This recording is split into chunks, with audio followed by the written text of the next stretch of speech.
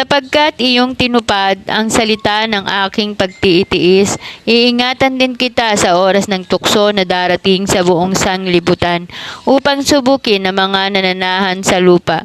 Ito ay nagsasalita tungkol sa katapatan ng simbahan sa Philadelphia at kung paano sila mapoprotektahan mula sa darating na pagsubok at mga pagsubok sa mga huling araw.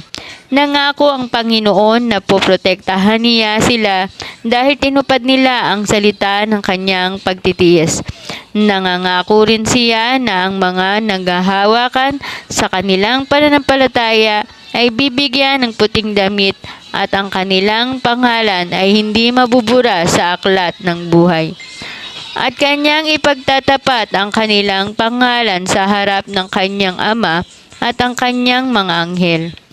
Ito ay isa sa paalala na manatiling tapat at masunurin sa Panginoon at sa pamagitan ng kanyang biyaya at proteksyon, malalampasan natin ang anumang mga hadlang na darating sa atin at ang mga pangalan ay isusulat sa aklat ng buhay.